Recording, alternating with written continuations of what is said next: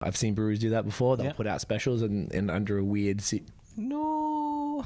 Well, that's weird. Yeah, we just had a blackout here. That's hilarious. Well, here we are. Yeah. We'll finish this lager beer in the dark? Let's do it. Just for lols? Fuck it, right? Yeah. You know what? This is what Yeah, Tiffany can do some lights. This is what professionals do. Look at that. See? Boom. I love it. It's what, when we're faced with this type of stuff, you're on stage, some shit happens, you got to roll with it and make it work. You go through it. You act like you never look at the drummer when he fucks So pour a glass of craft beer, we can do this. Yeah. What's good, y'all? This is C-Certified Brewhead, and welcome to a very special episode of BAOS Podcast. As you can tell, we are here with Matthew from Vox&Hops. You might have seen him on episode... I forgot to check the episode number. I'll put it in the description. How you doing, brother? I'm doing very well. Thank you very much. Thank you for doing this. I'm super stoked to be doing this. This is fun, man. So as you can tell, we're holding the Vox&Hops microphones because this exact episode is being, I was going to say rebroadcast or equally split between BOS in video format and Vox&Hops on audio. That is correct. So I'll have the link in the description here to the Vox&Hops audio. When that goes live, they'll be going live on the same day, and I assume it would be somewhat of vice versa in the Vox&Hops description, absolutely, on the podcast. And if they want to see that, and they want to see what we look like when we're drinking these damn beers. That's right, and see what the beers look like, and you can see how we edit them differently. Yeah, it's kind of this is a cool concept. I'm glad we're doing this, man. Of course. So you want to let people know what we're doing tonight? Yes. Earlier this year, my brother-in-law said, Matt, you should do a Christmas special. Okay. And I was like, no, that sounds like a horrible idea. But a year-end wrap-up of my favorite Quebec Breweries is something that made sense to me, and I reached out to you, and I said we could make it our favorite Quebec breweries, and I'm super stoked about that. So we made a list. Yeah, we did. So it was like something normally for us at BOS, we don't really focus specifically on Quebec, but it makes sense because we're both here in Montreal. There are so many great Quebec breweries, particularly this year. It's been exceptional. I kind of feel like a sports reporter right now. I just realized, like, tons of great breweries there, Matthew. Back to you. It was very, very hard to get this list down to 10. Yeah. We had to sort of scramble back and forth a few times. It was tough. We even separated. So you'll see we've got a top 10 brewery list in alphabetical order, not a numerical order. So there's no favoritism or like winners. bias. Because like, to be honest, like if you guys watch BOS, and I'm sure now with yourself, you've moved into interviewing brewers more than just musicians. Some of these people are friends.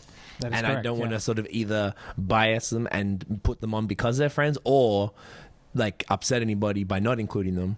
So this was just or at least in the order.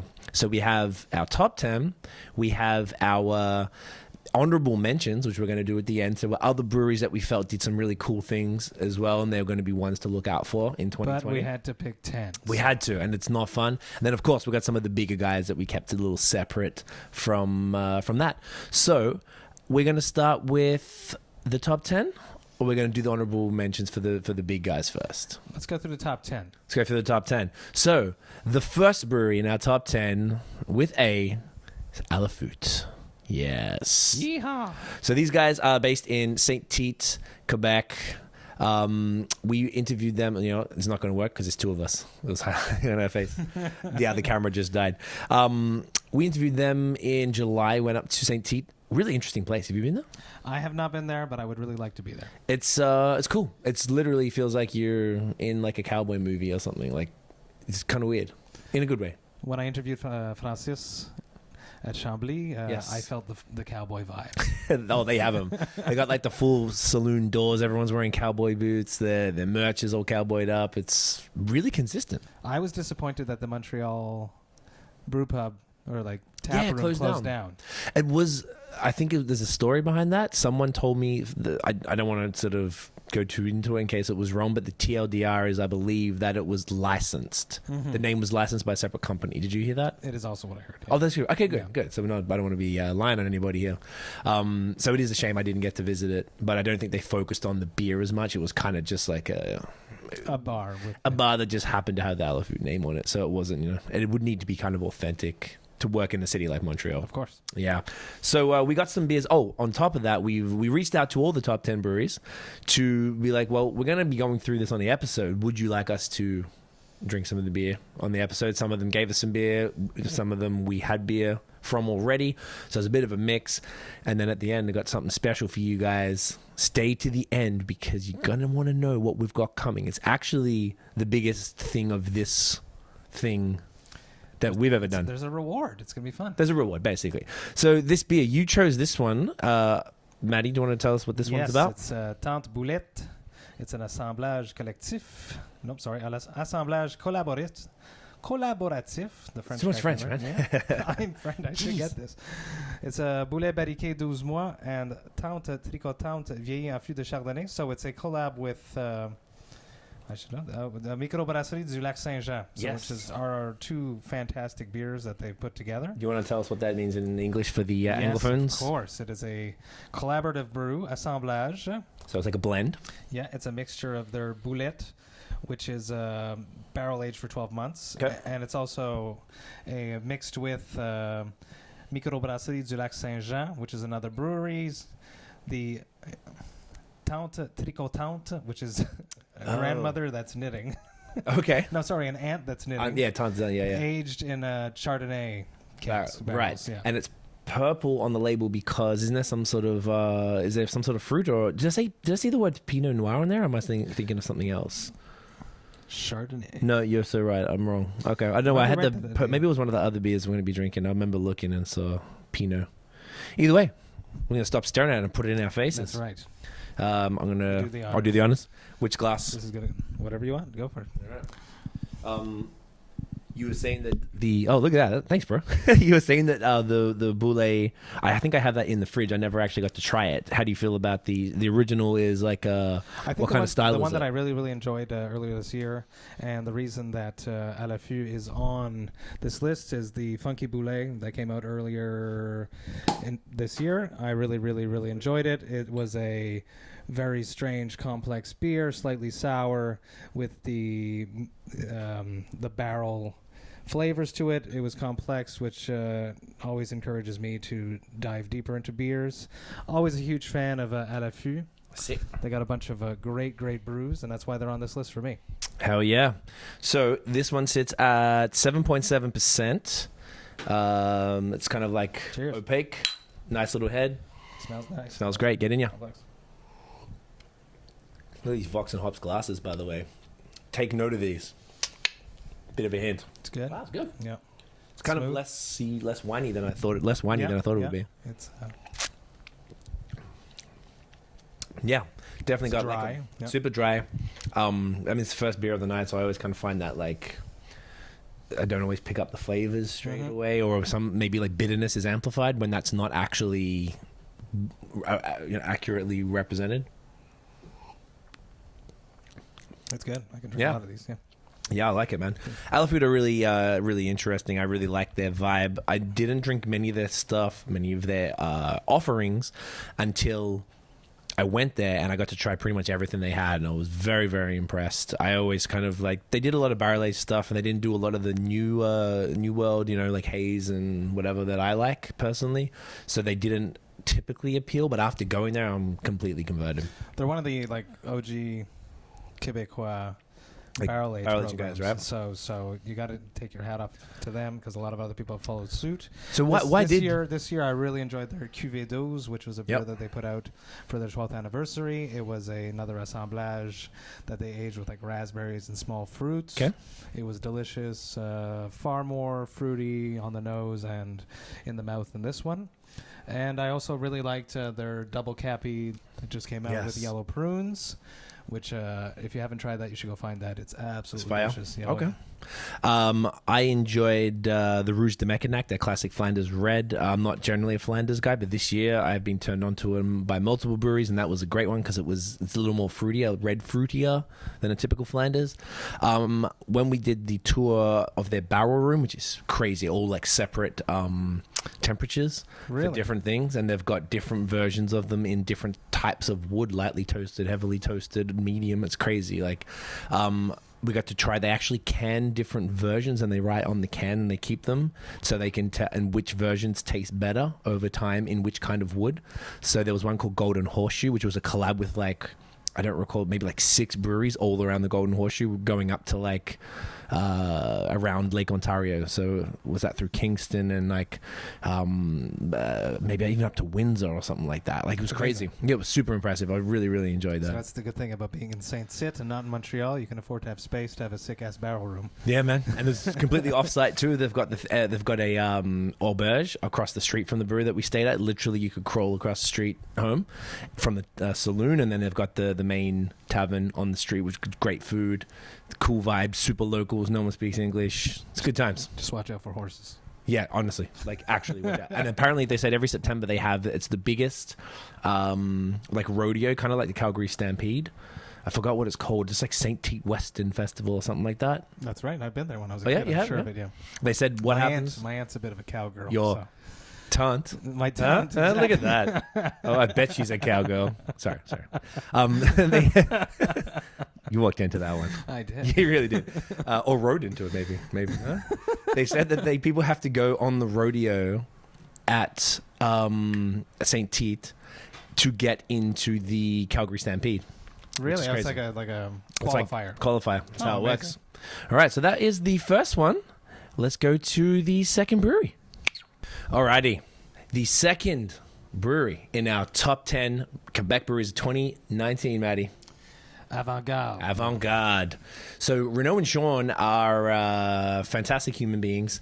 And I think we interviewed them over the summer at some point in their new space in Hochelaga, which is just in the same building they were contracting out of Hochelaga. Now they have their own space. It's huge, super welcoming, beautiful. Like the back is awesome. You can see right through. Have you been? I have not been. You have not been, yep. Yeah. You can see right through those windows into the brewery. The tap room is huge. They've got like 24 lines. It's crazy. And they are personally for me, I'm very, very proud of them because they're like a contract brewing success story. They started contracting. They did it for years. They didn't rush into a place. They got their name out in the market, both Jukebox and Avant-Garde. They're the same owners. But we're selecting Avant-Garde specifically. That's what they branded the brew pub as. Avant-Garde has kind of more funkier stuff versus Jukebox. And we get to drink tonight the first of their barrel releases. So this is called Rose Glorieux. It's they did the first bottle release maybe like 3 weeks ago. Yeah, almost a month ago. At this point. Almost a month ago. Yeah. Okay, and this was the only one that I personally tried from that launch. I went on that day and got to try this one, but this was the one I always heard was super fire. They did 2 other ones, and yeah, the place was rammed. I went like in the afternoon. It was already super busy, so I'm excited. Yeah, there's nothing better than people that put their nose down to the ground and try to get something done. Jumping through all the right hoops, and then finally they can do it in their own house. Yeah, right. It's just so refreshing. And keep the full control, keep all the everything exactly how they want it. They've got tons of space to experiment. Nothing holding them back except finances, really. Excuse me. And it's just really cool just to see them grow. I love Avant-Garde. A lot of the beers that what are led some of the me to ones? put them on this list Please. would be they got 2 solid ones that are my go-to beers if I want to just have a nice beer, let's say on a Tuesday night. Very easy beers like the Jet Set Pilsner. Oh, I love that. Love that beer. Love it. so I'm sorry. good. Love it. And their Fashionista is just a delicious, nice, juicy IPA that I love very much. And this new barrel project is something that I'm very excited to try, which I have not yet. I spilled some beer on Matt because you know what? Hey, you know what? That's what happens with these assemblage beers. They can be a little wild, fermented, and a little crazy. So what style of beer is this? Okay, so this is a barrel-aged assemblage. What's that in English again? Like a blend? A blend. 5.4%. Now, this specific one is aged on griots, which is sour cherries, Yes. in American Cabernet barrels with wild yeast and lacto. And it was re-fermented in the bottle, hence a larger addition of sour cherry juice, hence the explosion on your pants. That's beautiful. Great color. pink color, Yeah. wicked nose. Oh yeah. Mate, Cheers. Oh, that is exceptional. Start. right? It's nice. Super smooth. It's got that chewiness from the barrel, you know. God, that is good. I really, really like this one. I had it fresh on tap. Tastes a little different from memory, having it from the bottle, which is probably as expected. Maybe it's re-fermented a little different or a little more. So good. The cherries are good, right? Not too over the top. No. The tartness is balanced. It's just really, really well done. The oak is subtle. The cab barrels are giving it probably a little mild tannins, but nothing crazy. It's super dry. Super dry. Oh man, that's Very great. Good. Very good. Fantastic, eh? I would agree with you that some of the beers that Avant-Garde have done that I really love, Jet Set Pilsner, I had that the other night at a bar, and it was like, phew, I mean, I could drink that every day. It's just so easy, yeah. All their classics. Their brown ale was really good, by the way. I had an imperial version of that once, the Mr. Brown. Yeah, Mr. Brown. It's Yeah, fantastic. I had an imperial version once. It's good? Yeah, it was great. Not But it surprised. was a few years ago. It was probably still brewed at a schlag at that point. Probably would have been, yeah. They had that Wild series for a while, too. The Wild number 1, Wild number 2. Oh, yeah. I think they that did was also stuff. Yes. in the previous In the other one. establishment. Yeah. I'm sure all the newer stuff is going to be from there, but I didn't get to try a lot of those type of beers. I'd only really tried most of the canned type of stuff, but yeah, man, there's some really, really great beers. Avant-Garde is extremely consistent, and it's just really cool to see great people grow and sort of blossom, come into their own. And succeed. I love it. Next up, we have Brasserie du Bas-Canada. I mean, it's not a top 10 list of breweries in Quebec without Bas-Canada. It's a very easy choice. Anytime you see them anywhere, you just buy that beer because it's going to be gone You don't question it. 10 minutes after you're in the store. Even if you've had it 4 times, you just get it. Yeah, and it's always worth it. Always. This was one brewery that we weren't able to get our hands on any of their stuff. Being in Montreal, it is quite difficult. You have to go and get it from the depths within 3-4 hours of it dropping. Otherwise, you ain't having that. I don't have anything on hand or any of their crazy stouts, but I did get to try. We were talking about it earlier. You said you didn't get to try any of their stouts. I've never drank a stout from Bas-Canada. I only tried one, thanks to Chris at Hops and Bros. He brought, we did an episode in Ottawa in April with them, and he brought the, War and Peace, I don't know how to say it. Guerre épée. Pe, okay. Insane. Ridiculous. Out of control. Disgusting. What style of stout is that? Just a, I believe, bourbon barrel aged. I don't think it had coconut or any adjuncts. They've done other ones. We're actually also doing a end of year BOS kind of like roundup just of the crew, the 5 of us, listing some favorite beers and stuff. And Nathan Does Beer, go follow him. He mentioned that specific beer in his top 3, but he was like, it could have easily been any of the other ones. He tried them all, and they're insane.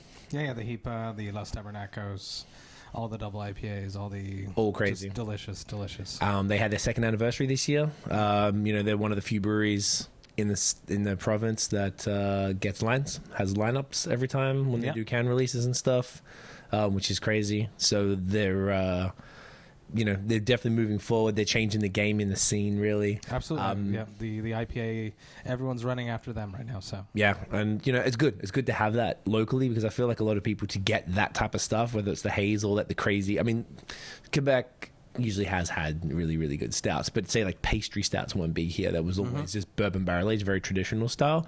That type of new world, not like the US type of beers, people had to go elsewhere for those. So it's very cool that now we have not only Bas-Canada but other breweries, which we'll potentially get to, in Quebec, that now we're able to access locally. yeah, and they'll be influenced by them, and Yeah, it feels like want it's to like play a the whole game with them, Yeah, man, it feels like it's a new wave of sort of Quebec breweries. because there's obviously a market. There really is. Clearly, people want it, and that's something that I think a lot of the traditional breweries might, fought against over the years, not really realizing it, because tastes are changing, people are traveling, and it's a whole new world. Traditional is fun, but being avant-garde is always more fun. Good tie-in. Yeah. Up next, we're back. Up next, we have Brasserie Dunham. Yes, the D in the alphabet right there. Dunham, someone we agreed on immediately. This was not even questioned as well. I mean, so far, all 4 of these were like, we didn't even need to discuss it. Just no-brainers. No. Dunham's been doing this for many, many years. They have. They are one of the forerunners of bringing craft beer into bigger areas, having a great distribution, making a wide array of amazing products. Yes, sir. They changed the game in Quebec with the festival, Rooney, last year in 2018. They skipped it 2019, but now it's going to be back in 2020, which, to be honest, this was the least amount of festivals. This was the year that I went to the least amount of festivals, and Rooney was like, now it's next year. I'm actually excited. I needed a bit of a festival break. Kind of went too hard. It was just crazy because it had the best of everything. They had all the crazy haze from the States and the crazy stuff there, but they also had the Belgian. They had Cantillon and Tilken and like Jester King and all these. It was just insane. And just for them to be able to have those relationships, to be able to curate that level quality of festival in the province by the border on a farm with like sunflowers that are 8 feet tall. It was just glorious, Matthew. And I think that a lot of people in the States and know Dunham too. Oh, for sure, particularly at the border. And I know even my boy Rob, shouts to Rob in Vermont, when he's able to zip up, it's like a real quick, there's like a road I think that goes pretty much right there, or a highway. So like a lot of Americans from around there are able to pop up. They're just exceptional. So this evening, this was a beer that I still had kicking around from our podcast with them in February 2018. This is called Vidi Vini Vici, the Italian we came with, so we conquered. It's a cuvée Upen Male. Do you know what that means? No, I do not know. That doesn't. No.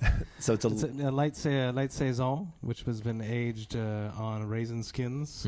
Zeit Gelt raisins. Zweigelt This raisins. is very German. Yeah. Yeah, aged in Pinot Noir and Pinot Gris from Domaine de Pervenche. So this one looked really sexy. I thought this would be a good one for us. Haven't had it. Looks glorious. I figured it's got to be a little bit of a red hue to it or something because of the grapes. We'll see. Maybe. Yeah. Other beers that really led me to push this onto our list. Ooh, good catch. Tonight. It wanted to come out. Right? Yeah. Just like, please. You got all of the Cyclops beers, Yes. which are just so good. They're Cyclops IPAs, which come out with just so many different style variants of hops, but they're always amazing and delicious. They came out in cans this year, with which a lot of these breweries did start transitioning towards cans, which is amazing. Yes. There we go. I'm just dropping stuff everywhere here tonight. You got their Leo's Early Breakfast, which is just so delicious with the tea in it, an IPA with tea. And a personal favorite that I have not gotten my hands on this year is La Petite Mare, the Imperial Stout. Yes. So delicious. Maybe it's on the way. I hope so. All right, no. So, get this one in your mate. Yeah, it smells great. It's dry. Nice. Oh, wow. That's interesting. Yeah, it's got some character to it. Jeez. It's going to take a bit to identify that. That's complex. It's more winey than... Oh, yeah. Super whiny. Yeah. Really, really sharp carb. Which has been like 3 in a row with super sharp carb. I guess they've all been barrel aged, like wild yeast. I feel like I'm getting a bit of both of the different types of grapes. Yeah, that's like dry chewiness again. That I find is a really great character of a fantastically well done barrel aged, like with wild yeast. Yeah, wild yeast. Not necessarily that it doesn't happen in a stout, but always with these type of saisons, the saison essentially, which is kind of what Dunham are known for. Yes. I would also agree that the Cyclops series was my fave. I had a bunch of those this year. Every time I see one, I'm always grabbing them. Can never go wrong with those. I like them as well because they're not a brewery that are known for doing New Englands or any haze, and often the Cyclops are hazy, super tropical, creamy, chalky, like all the characteristics that I really enjoy. So it just shows that if they can do anything well, if they want I think they can, and their artwork is always spot on. Always fire. They do a lot of great... Excuse me. Wow, this burpee. A lot of great collabs. Yeah, man, just a fantastic brewery that they did one with to dominate. Collective Arts, actually. The Guana Bavoa. What was that? It was a double IPA that was just so juicy, so hazy. It was delicious. Yeah, the artwork was really... Did they can it? They did, yeah. They came out in September, I want to say, or no, end of August. End of August. Must have missed that. Really good, yeah. All right. No, I love it. I think Dunham are usually at Liquid Art as well, the Collectives Festival every June. So hopefully they'll be there next year. But yeah, Dunham, killer as always. Up next, we have L'Espace Public. Yes, so huge faves. Love the guys at L'Espace. You guys already know if you've watched any of our BAOS stuff. You know that we're good friends with them. We've done multiple collabs with them. The whole team, Simon, Val, Frank. They're all super, super cool. We really want you guys to connect. Simon wants to jump on the podcast as well. But they're just such cool people, super generous. Their pub is one of the most popping things in the area. It's always rammed. It's always like, if you're ready for a wild night, go to L'Espace.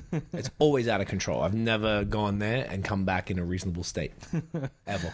They put out a lot of really good beers this year. Particularly, there's one that just totally hit me was Trompette Tropicale. Yes. It was like a hazy, delicious tropical IPA. A little bitter as well, a little piney, nice balance, east meets west kind of thing. Really, really enjoyed that. I bought far too many of those. There's a little beer they put out this year, the Bière de Vacances. You can see on the shelf back there. We did the collab with them in summer. That was the fourth collab, I think. We did 2 versions of the cans. First version had more lactose. Second one was a bit more sour. I preferred the first one, of course. And they did a brew pub test batch that was 6% versus like 4%. And it was just like a Orange Julius. It was out of control. Oh, it was so damn good. It's actually beer that we shared on the Vox and Hops episode with yes, Craig. Which is episode number 55. If you remember, I don't remember. Yeah, I remember. Sometimes I got like OCD and I can just remember stuff, and then otherwise I can't remember what I said 2 seconds ago. It's a lot of beer, right? It was recorded at Brewski. Yeah. It was. Shouts to Pub Brewski. So we have 2 beers we're going to crush tonight or sample because they're little cans. The first one is Bière de Cité, which is a sour saison with rice, and this one has no hops. That's the catch. Crazy, and it's a collabo with Blood Brothers from Toronto. We went out to the launch of this one. They actually did a Blood Brothers tap takeover in October. It was sick. Blood Brothers guys at Legends, super cool. Got a little bit wild.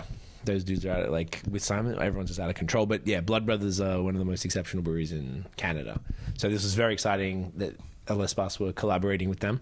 I'll bust this one open. Why do you think they focus so much on sour beers? It's just something that they loved. It's what Simon loves. I'll do the honors. You can do this one. This one. You want to hold it? You got it. Simon loves sour beers. It's his thing. He likes low ABV sour beers. So everything that they do, this one, the next one we're doing is 5%. What's that? 5%. You're not going to really see many beers above that. I think Trompette Tropicale might have been 6, which is high for L'Espace.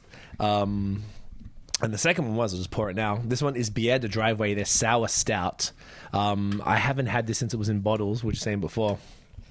But it's a super interesting beer. A sour stout in and of itself is just a strange concept. But Simon just loves sour beers, and he also drinks in volume. He's a volume guy. He's like fucking crusher. And I find that's really cool, though, because it's authentic to him. The beers that they brew are authentic to the brewers, and I think that's when breweries make the best beers. When the brewers love what they're making, that's when you do the best stuff. So he's brewing for himself almost. Yeah. On that note, quick question: as a fellow musician, do you listen to your own music? When I am recording it, when you're mixing it, to come out, when I get that final mix, I'll listen to it a lot. Right. But then you really want to live with it. But then I won't. Yeah. But the next time I'll listen to it is if we add a new song to the set and I have to go backwards to relearn a song, then I will re-listen to myself. But if it comes on like shuffle, I'll keep it sometimes. Okay. I'm like you. It's actually today we're filming this, December 20th. It's the 1-year anniversary of my album I last year with my friend Poe in San Francisco, who we were just hanging out with last week. And I listened to it before just because I was like, it's 1 year. I'll put it on. I was like, I never listen to my own shit. Exactly the same as you. If we're doing shows or during mixing and releasing and making sure everything's good, sequencing, all that stuff. Otherwise, I don't touch it. I found it's like, it's a weird... Hey man, listen to me rap. Like, listen to me. But it's with beer. That same weirdness is not there. Like, you could drink your own beer all the time, and I don't think it's weird. That's one of the things where it doesn't work together because it's closer to food at that point. Right. Yeah. But I guess someone said, well, why wouldn't you listen to your... I saw this like the other day, which is why I bring it up. You're the perfect person to ask. On Twitter, someone was like, well, why wouldn't you listen to your own music? Because don't you make stuff that you want to listen to? So then wouldn't you want to listen to it? It's But- enjoyable to listen to it, but when you listen to music, you want to be surprised. And you're not surprised because you wrote every single Yeah, nuance you've of analyzed it. it all. Yeah. Exactly. And you overanalyzed it, probably, knowing us. So 5% bière de cité. So what did they use to make So- it bitter? I believe it was the it's all from the yeast. Everything from the Really? yeast. And I don't think it's bitter at all. It smells wonderful. Right? Smells like lemons. Yeah. All right. Cheers. Right, you can just taste there's nothing in there. And it's rice as well. So it's like a saison put together with the yeast, and the yeast gives it all these flavors. I might be wrong, but I'm like 99% sure that's It's delicious sour. accurate. Because the reason why they do it, because I think Simon did it. Now, actually, I put this in my notes as well for Les Bas. They actually did a beer with Christopher Needleman from Saint Blanc, who passed away this year.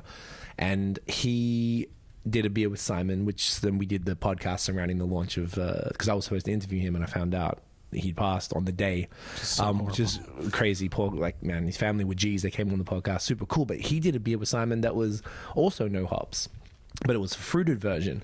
And then I think Simon met the Blood Brothers dudes and was showing them that, and then they started doing a range of beers with no hops, and then they did this one together. So I think a lot of the flavors are derived from the yeast specifically. So it's a super interesting, and there might be something else that I'm missing. I kind of feel like there might be. I don't know if it'd be, and it would be this color without something else, but it's cool, eh?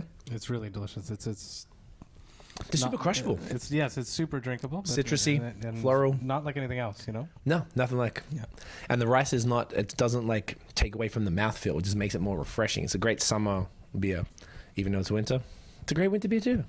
Speaking of winter beers. I was going to say, yeah, that I'm waiting. This is a beer that they were marketing it as like something that you could shovel your driveway. Right. That was initially. kind of That was the initial part of it. right. But it's only a 5% stout in going on with the Les Bas brand, of course, is bière de. That's their whole thing. It, particularly in their cans, they want to keep everything. Even before we came up with our name, we had a bunch of different names, but it had to be bière de. 5% sour stout. Get in ya. Smells like a stout, right? But then, See, it's like very sour. Yeah, it's weird, but it works. Like Because the malt rolls in at the end. yeah, and it kind of comes back around. Exactly, it's like it like goes in layers. It's really more sour than I would expect. It's more sour than you expect, particularly for a stout. But it's odd, but it works. Yeah, that's the best way to describe it. It's still good, yeah. Yeah, I like it a lot. 5% is nice. So Yeah, exactly. Any more than that'd be too much. So Les Bas. next up, another Quebec powerhouse. We got La Gabière. Lagerbier, huge fave of both of ours. Another one that we both put in the top 10. It was easy. Yeah. Super easy. I feel like Lagerbier made the first available year-round New England IPA, with yeah. Tamier, and then Ta Plus Mieux, and then now Ta Moins Fort, Which is amazing. I love having a 4% like session. crushable, drinkable, still juicy and creamy, not Super fire. feeling like Yeah. you're missing the alcohol like a lot of session beers are. Yeah, and pack and flavor still. The hops are still great. I feel like their Ballade en Radeau series, I their love monthly these series, things, yeah. super cool. You know, hit or miss flavor wise, as in like everyone likes different things.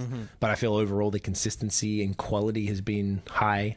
I'm sure some of these beers will make it into the Top 10s of people, yeah. for sure, but also regular rotation. They'll Oh, come yeah, out please, of yeah, that, and yeah. hopefully they'll package them up with a different name. I've seen breweries do that before. They'll Yeah. put out specials and under a weird.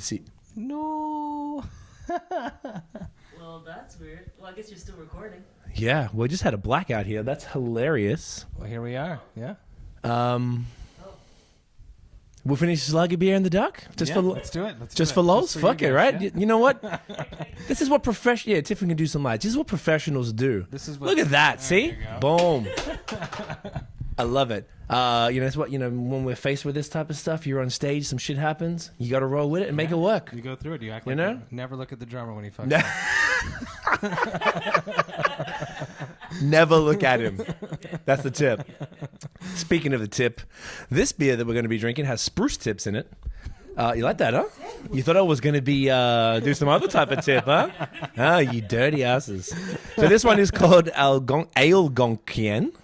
Like Algonquin, but Algonquin. It's a red ale with...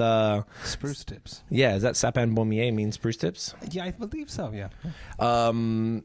5.6%. Definitely not a beer that jingles my panties. But We'll see. I'm very curious because lager beer, I'll drink anything they make. Like, I'm fascinated by this brewery and what they're doing. They had my favorite beer at Chambly. They had a strawberry New England IPA that was just... What was it called? I don't think they had a name for it, really. It was like a New England IPA fries or something. That's crazy. I don't know why they haven't put it in a can yet, but I really, really enjoyed it. It was my top beer of Chambly, if not one of the top ones. Jeez, that's amazing. See, anything with fruit, like that, I know some people who don't like fruited hoppy beers. Shout out to Noah from Beerism, hater. He knows I love him. But I feel like lager beer really come through with that stuff. So red ale with whoa, it's like sniffing a wooded forest. Yeah. Oh my god! It's cool. All right, let's go. It is actually cool. Smoke detector. Oh my fucking god! It tastes like a forest. That is intense. It tastes like forest. It tastes like a forest. It smells like a forest. It's basically it's a little perfumey. Yeah. Do you know what? Like, whilst it's not my thing, I really appreciate weird and innovative beers, and I feel like that it's really creamy. The body's great. It's 5.6%. Like this. Oh my god! It's like perfect. Here, Tiff, you need to try. It's it. perfumey. Spare hand. It's oh, thanks, Maddie. It's really bitter, really overwhelming. But I think knowing lager beer, that he specifically, because they send us we were just talking about it, the Bellado Redo every month for us to review and stuff, and he said, "All right, I'll hold on, right? I'll hold your box off so I can give you." It's a tent, it's the fire, it's the s'mores, it's everything. But he said he'd hold off on our box specifically to send this beer. So it's something that they're pushing. I think it's their annual release. They used to only do it in the pub, I believe, from what I saw. I looked it up on Untapped before when he mentioned what it was. So I think he was excited for us to try it. It's hella weird, but I think that's the ethos of lager beer. They are experimenters, they're innovators, and I think they're an asset to the Quebec beer scene. Absolutely. I think that they need a monster stout.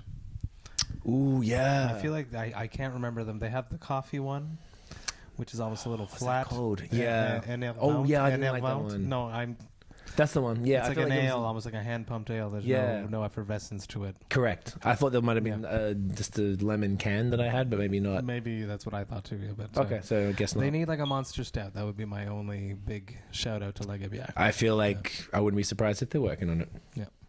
Bam. This next brewery is Matera Brasseurs Tonnelier. That was good. That was good. I'm kind of scared. Yeah, we had to keep going. in We the had dark. to. I like we got the Yeah. candles going. Yeah. We improvised, you know. Matera's a good one. Now this was your specific selection because I don't think I've even had any beers from Matera. Malheureux Mont. A lot of it really boils down to this one beer that we're about to drink. It's their Stutter Stout. It is a coffee stout I can't see shit. where this one in particular is aged in cognac, but it's different because they age the beans in the barrels. And then they are they green beans and then they roast the That's beans? right. The green they- beans. Yeah. In the I heard about this beer. Yeah. Yeah, look, I'm talking into this like a Yes. fucking mic. I apologize. So they age the green beans in the barrel, the bourbon barrel, cognac barrel. They roast the beans. They add the beans to the beer, and then they put all of it back into either the same barrel or similar barrels. It's always delicious. It's always boozy. It's always creamy. And let's see what it's got. I'm excited.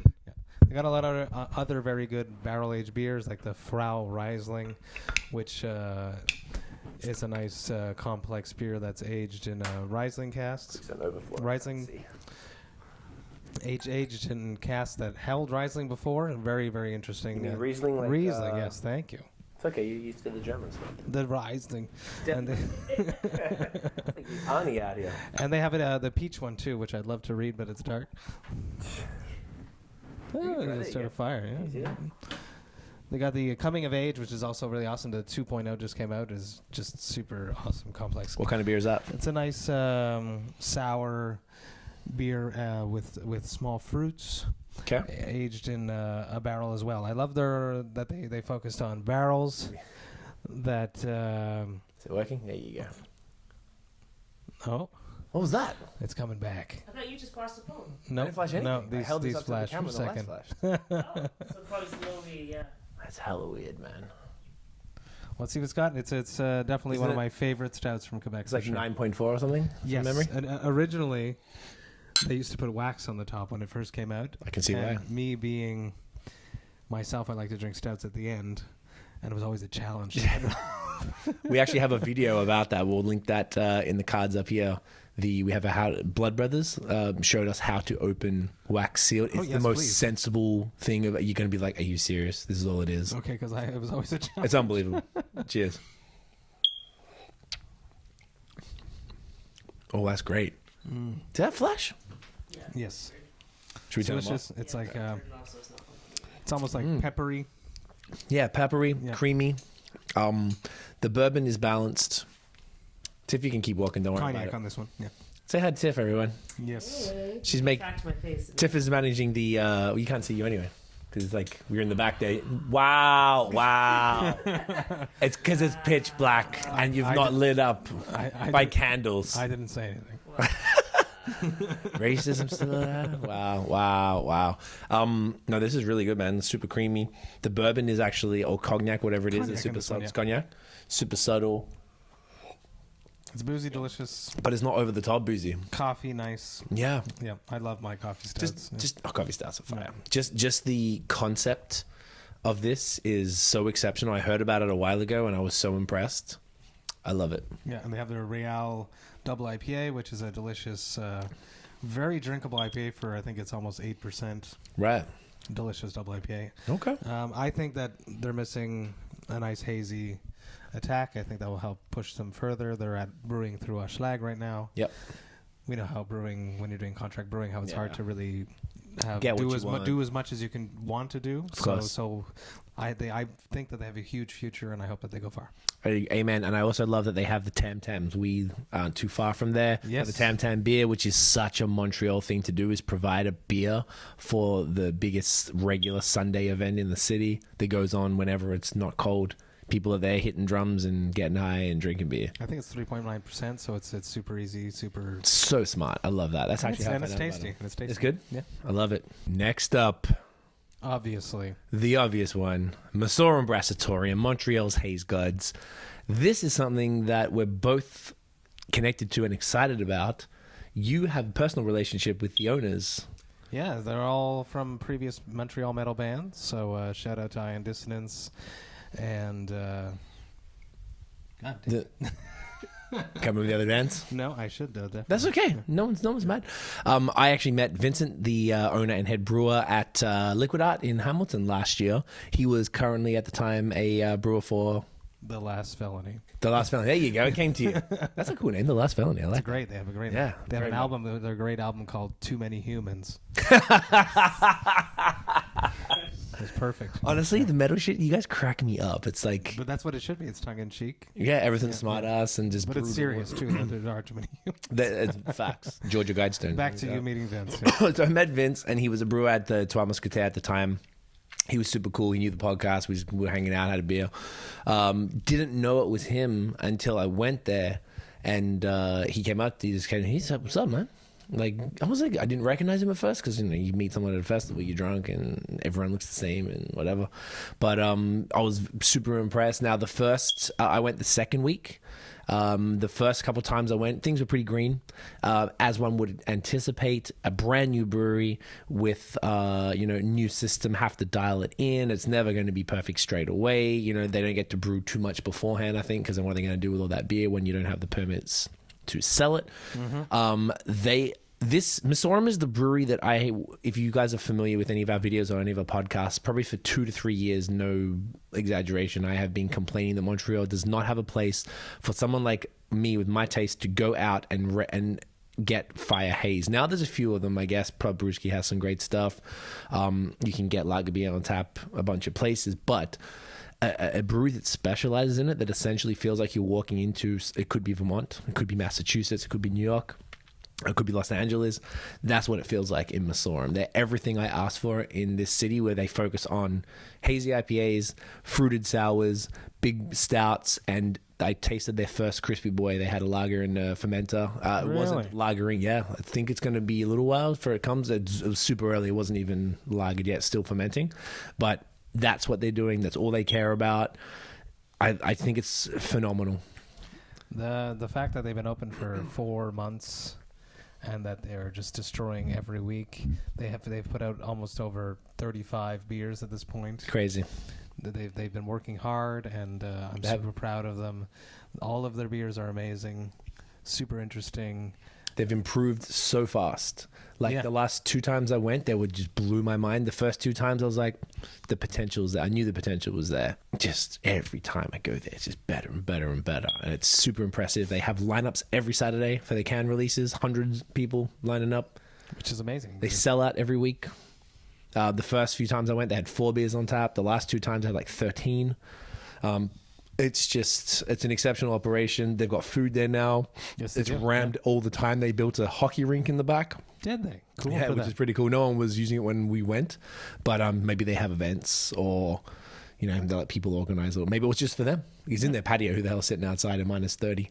But it's just such a fantastic space. It kind of feels like there's like bar seating, then there's like shared table seating, and then there's an area near the window there that looks kind of like almost like a club with like a nice bench seats and tables and stuff. So I feel like it's got multiple vibes in the same room. And then the outside, and you can bring your dogs, you can bring your kids. The branding, the color, the teal color, whatever it is, which all comes from the water tower, which is but they've so matched amazing. it all through their merch. The merch game is exciting. Let's crack this thing. So let's just do it. So I'm talking too much. Yeah. You want to do it? Show them the artwork. Oh yeah, show them the artwork. So that I can segue into that.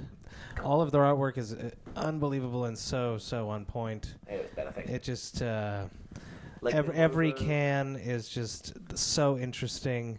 It's metal-esque because they are metalheads, but it's still craft beer very much. And I don't know how they just keep coming up with new and new designs. It must be frustrating yet fun at the same time. All the photo shoots, all the merchandise, all the beer names, everything is just so on brand, and it's a brand that they've just created. So it's very interesting and encouraging for any other people out there that want to start a craft brewery to start taking notes from Masorum. Couldn't agree more. What do we got here? This beer is called Fracturation. It is one of their lactose IPAs at 9%. It was released, I want to say 2 weeks ago. It was the first beer I had purchased from there without even trying it. I took a sip of Kevin's beer, but I'd already copped it anyway, so it was like, didn't matter. This was honestly like top 5 beers of 2019 for me. It was exceptional. Sweet. Get it in you. It smells perfect. Yeah. It's just so glorious. It's just so creamy. You said 9%. 9% does not taste 9%. No. It's dangerous. It's got that nice little lactose chalkiness. Yeah. A little bit dank, which is an interesting flavor. Dank yet not green. Yeah. But not green. Yeah. And it's just so creamy. The body is exceptional. They've done about, I want to say 3 or 4 lactose beers. I know Above the Nuage, dedicated to Gangsta, track with Inspected Deck, which was super cool. They did the other one was called Catch Me If You Can, but something like that. I love when the names come from. I don't know where. I'm gonna ask them. I'm gonna talk to you about a podcast with them too. Awesome. We're gonna do something. But honestly, I am so impressed and proud of these guys. I just think what they're doing is ballsy. They told me they're getting a bit of shit from the industry. Sometimes the drinkers are being a little harsh on Untapped, as they tend to be. But what would be their biggest criticisms, you think? People were, I guess, just calling the beers like, giving it 3.5 when it's clearly they're not 3s or 3.5 out of 5. Like this is like a 4.5. This is a 4 or 5, 4.75 for me. Personally, this specific beer, but like that's one criticism. They've had other people in the industry tell them that they're not going to work, that they're not going to attract people because what they're doing is very American and it's not accepted in Quebec. But Canada is the model. They're doing it. They're dominating. So Masorum are giving. This is what I always say. The fact that you can't get a Bar Canada beer in Montreal within 4 hours tops of when they drop at any of the depths says that there's an appetite for haze and New England IPAs and of that caliber in this province that is absolutely not being met. there's a huge demand and not enough of the supply. So the fact Masorum are the only brewery that I've seen, aside from like bottle launches, which are kind of crazy. Dunham has those, GDCL has those. But every Saturday, regardless, they have their lineups. Yeah, and People are coming. From And what I've heard, they don't want to distribute this. They want to keep it in-house. No They intention. want to make you come. Yep, want to make you rock up to the brewery, have the experience there, and I couldn't recommend it more. It's my favorite place. If people come to town, I'm taking them there. Of course, Personally, because it's any excuse to go there. But yeah, I mean, they're my new favorite Quebec brewery. I just think it's fantastic what they're doing, and I think they're the beginning of the new wave of Montreal breweries. And I really hope that there's other breweries that are doing a similar thing slowly now, which we'll get to in the next part. But I think this is the start of something really, really amazing in Montreal. Cheers. Cheers, bro. To Masorum. To Masorum. Up next, one of my favorite places to drink beer when I'm in Quebec City. Noctem Artisans Brasseurs. So, Noctem are a fantastic brewery. I haven't been there myself. I've literally only had this beer we're about to drink. I've seen you had a bunch of their beers recently. Yes. I've been watching people go there. I've been seeing people drink their flights. They are just a hazy extravaganza of gloriousness. Yes. I think their branding is phenomenal. They seem like really cool dudes. We spoke to them. We weren't able to secure anything for the podcast, but luckily you had something here that you could bring along. Yes. It's always safe to have a catnip in your fridge. I feel like that. Do you know what? Exactly right. I feel like catnip is the other time of year of Quebec. I agree. Yeah. It's the other solid New England IPA that's year round, that's always available, that's always reliable. You can never go wrong with it, and it's got a cat with big eyes on it. Like, I don't know if we can do this again. Can we do it? Oh, there you go. Hey. All of their branding's amazing. It all has all cats on it. I honestly don't What's the deal with the cat? know what it's about. The brewers, the owner must love cats. But Oh, there you go. I've drank a bunch of their beers this year. When I played there in Quebec City with Aborted and Hideous Divinity earlier this year, I went there because I'm friends with Matt, one of their brewers. Shout out to Matt. Shouts to Matty. And they had a whole bunch of interesting beers. They had this stout that they brew with grapefruits and pepper, like a hot pepper in it. Okay. I have the name written down, but You probably cannot see because it's pitch black. no, I'm good. Like black metal. It's Norway out here. Black metal. Bird's Eye Chili, yes, and it's called the Beelzebub. So Beelzebub. of course, so it's delicious. Are they metal guys too? It's delicious. Matt is definitely a metal dude. So, Okay. So I don't know if the rest of the guys all are, but I know Matt is. Makes Shout out sense. to Matt Tartabull. Okay. And they have a bunch of great beers. Their Sooty Cat Raspberry this year was amazing. They had their Ghosts with the confit citron Lemon. lemon confit, like a candied lemon. Okay. It's delicious. It was just as salty but yet sweet. Yeah. I want to ask you about this. So we had our podcast, and I was telling you to do some video content, and then you did a review of a beer, I did. which I was very impressed with. Well done. Thank you. It's fantastic. Yeah. Make sure you go follow Vox&Hops on Facebook for that. Please. That was one of those beers. Yes, because it was actually Was when that the red sour? That is correct. That's those two. Those two. The Caligula. Yep. I believe that's the right name. That's how I knew what they were, because Yes. you reviewed them. The Calaga and the Sooty Cat Framboise Okay. were two beers that Matt hooked me up with from Noctem, so I was super stoked. He's actually the first brewer to ever send something to Vox&Hops. So Make sure you send beers to Vox&Hops, You guys. should, If you yeah, want yeah. promotion, honestly, you're doing some fantastic work here in Quebec and beyond.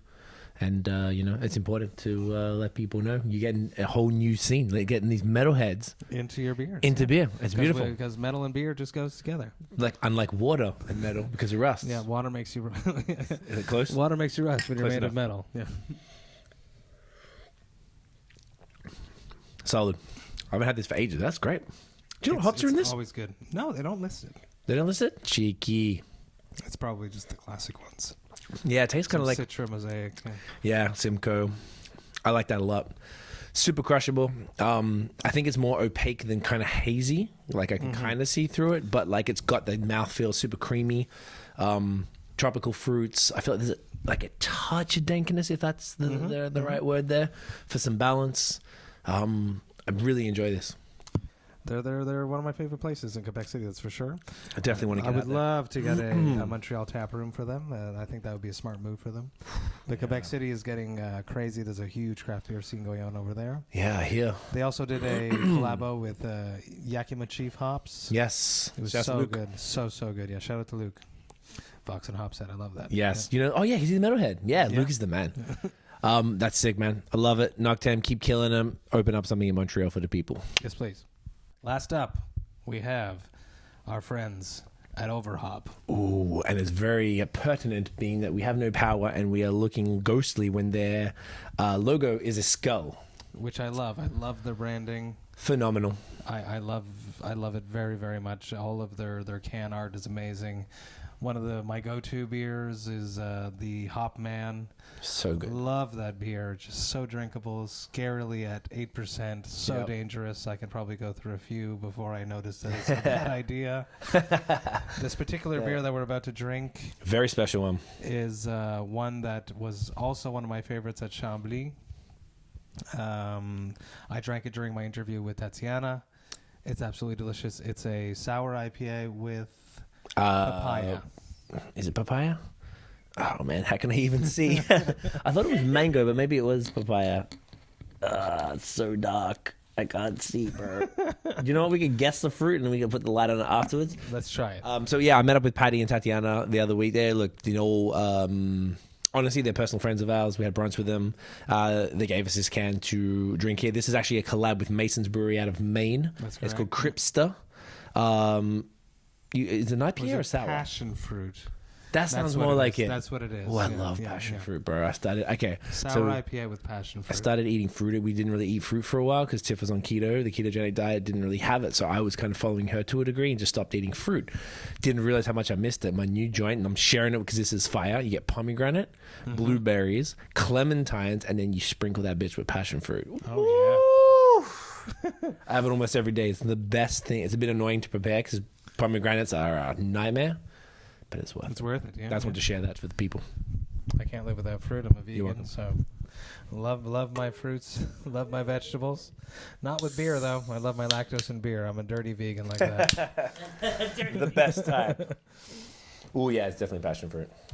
That's a good pick. Yeah, I was super stoked when I tasted this at Chambly. It was just thick and creamy and delicious. Woof, I'm excited. Yeah. I think passion fruit is one of the most underrated fruits in beer, arguably. It's also super awesome that Overhop just announced that they have their own facility coming up Yes. in Saint-Jean, Sur Richelieu. Wasser. So it's going to be 2020 is going to be a huge year for Overhop. Super excited for them. They're just such wonderful people. They were the first brewery to really discover how to crack both the Ontario and the Quebec systems by contract brewing in different facilities in both provinces and having a strong presence in both in bars, in festivals, in LCBO. We got Hazy in the LCBO in Ontario.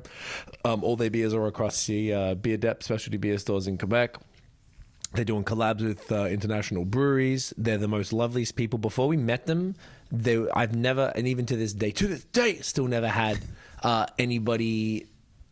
Everyone was like, "Yo, do you know the Overhop guy? Oh, they're lovely." Like no one else has been talked about like that more than them. It's just such a it's like you're a part of the family. Yeah. Immediately. Yeah. And that's why part of the reason why you're winning, because basically a lot of this is interpersonal relationships, right? And the fact that the beer is fire first and foremost, the branding is exceptional, and the people behind it are just salt of the earth, lovely, family oriented. The brewery, all the owners, it's Patty, Ricardo, her husband, and Tatiana, their best friends, are like sisters. So they own it, they run it. Now, what is stopping other contract brewers to go into Ontario and do what they did? Nothing.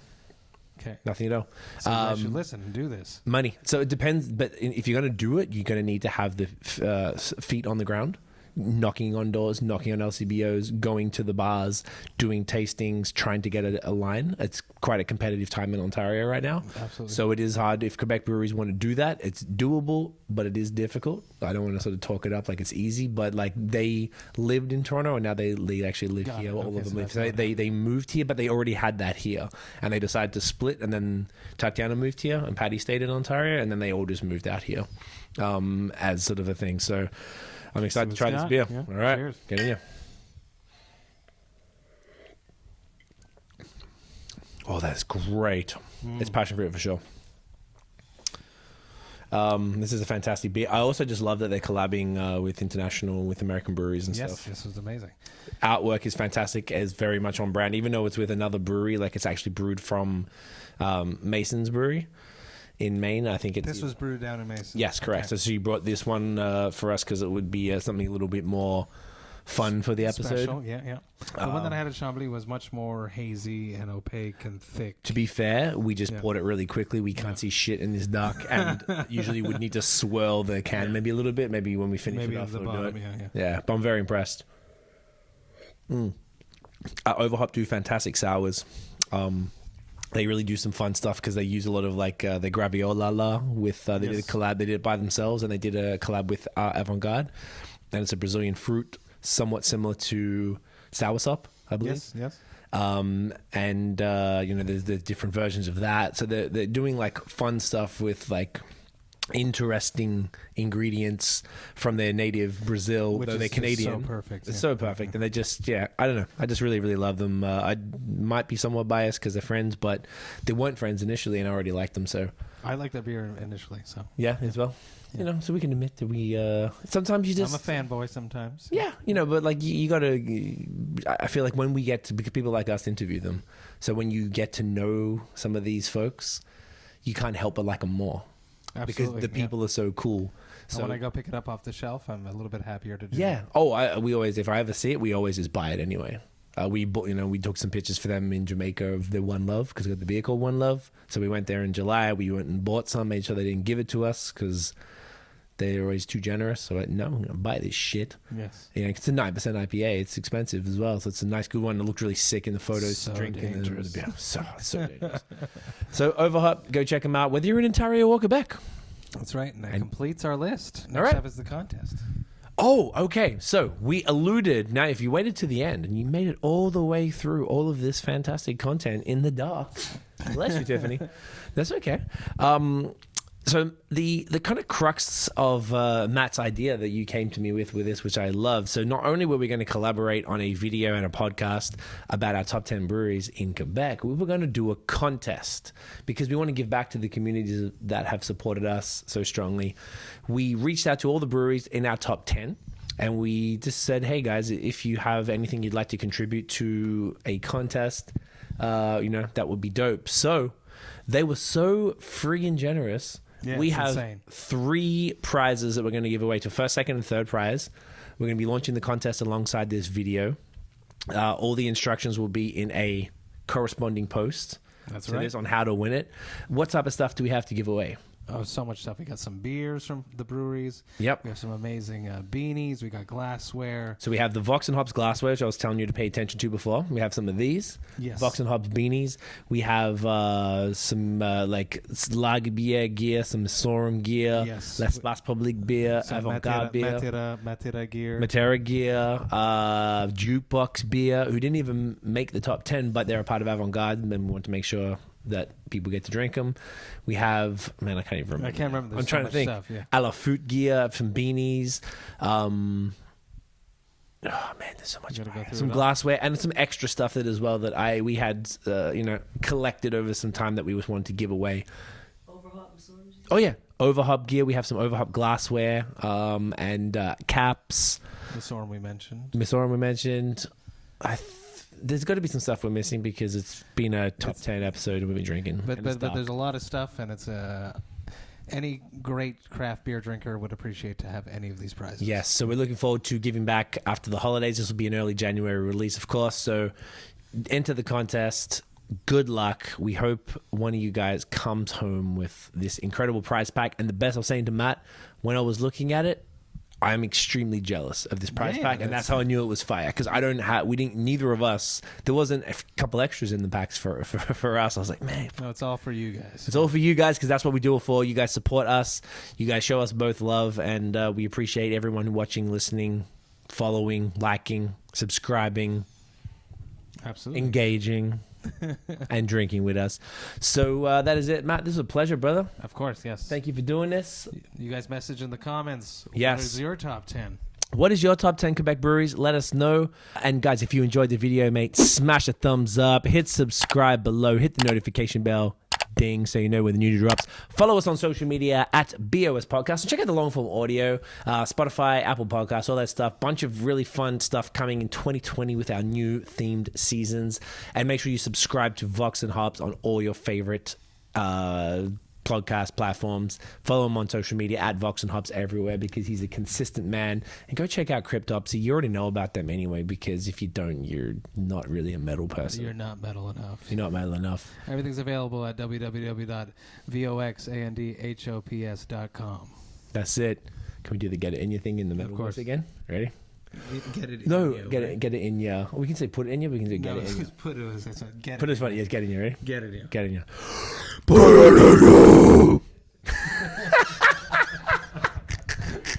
That's my favorite shit ever, dude.